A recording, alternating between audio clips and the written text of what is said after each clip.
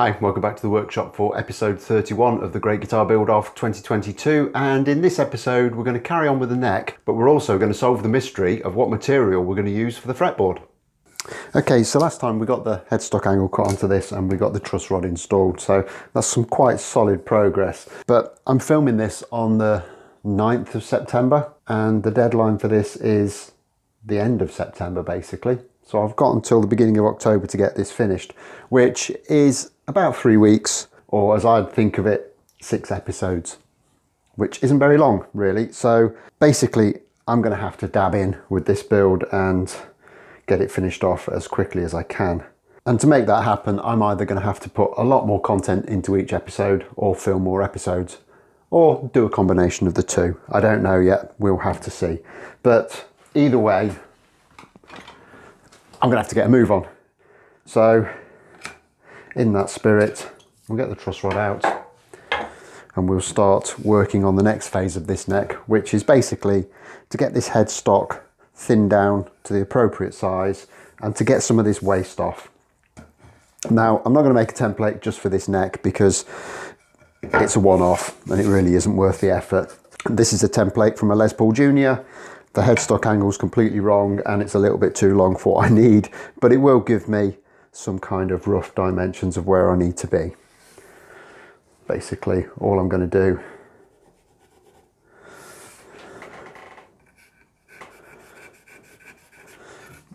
is do some rough marking.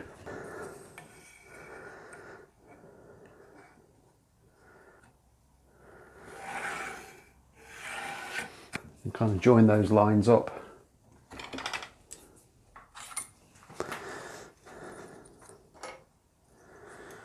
And then mark with a marking gauge the 15mm that we need for the thickness of the headstock. I'm going to be putting a veneer on the front, so it will end up slightly thicker than 15, but we potentially remove some of this as well when we're sanding, so the two will compensate for each other. And then I'm going to just leave a little bit of extra in so we can carve a nice volute in there. Doesn't need to be any more complicated than that, so we'll just get that to the bandsaw and get it cut out.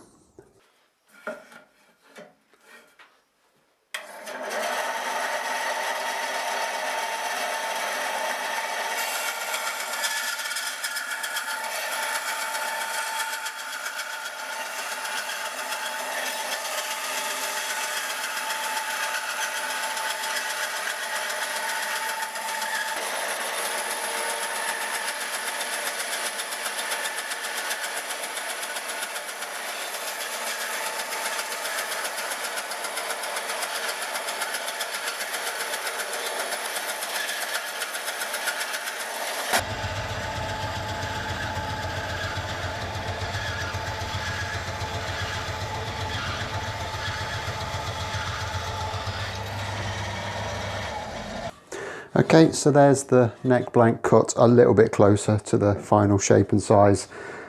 And I've also got another interesting billet of wood that I can use for another project at some point, so that's always worth having.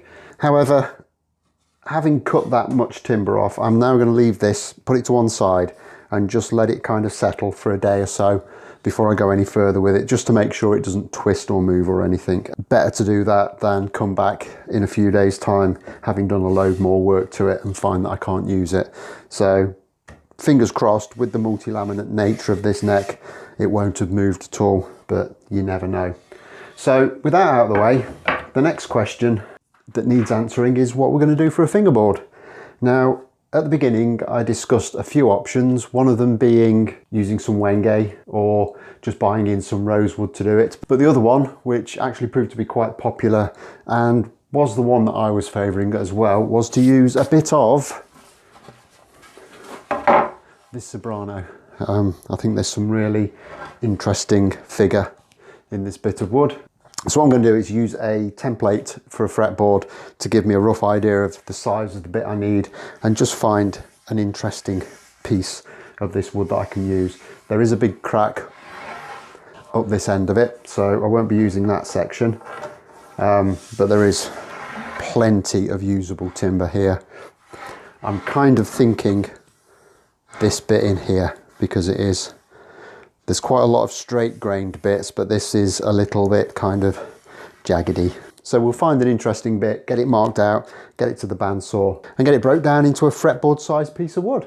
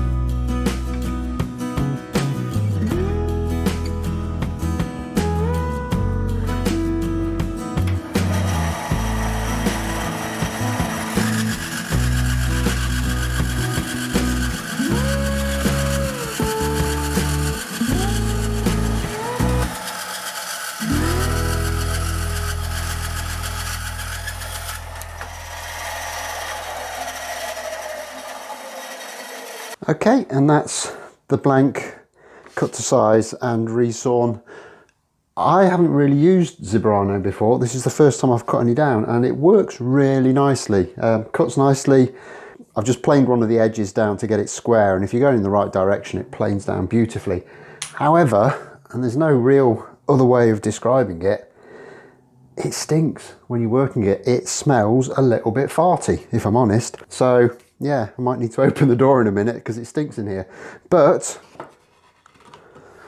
I think we've actually got some really nice figure in these bits. So I think they will make an absolutely lush fingerboard.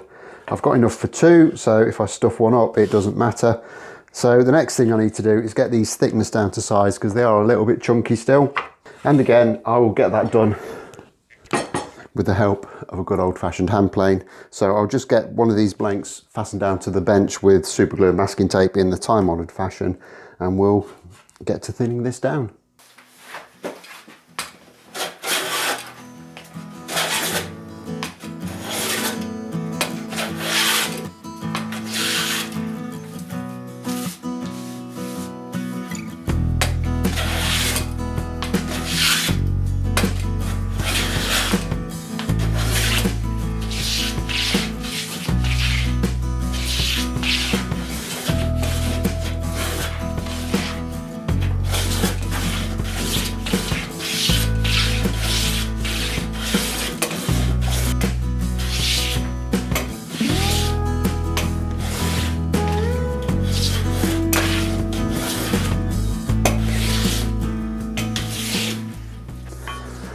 Okay, so that's all planed down now.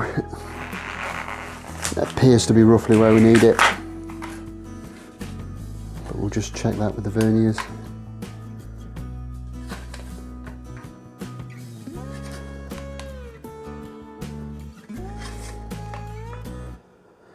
Yeah, that's the 6mm that we need it to be, so that's all good. So the next couple of steps in this are to get the fret slots put in and to get the radius on the board. But I think we've done quite enough in this episode, so I'll save that till next time. So as always, hit that like button if you've enjoyed this, subscribe if you haven't already done so, and I'll look forward to seeing you next time. Thanks a lot for watching. Bye bye.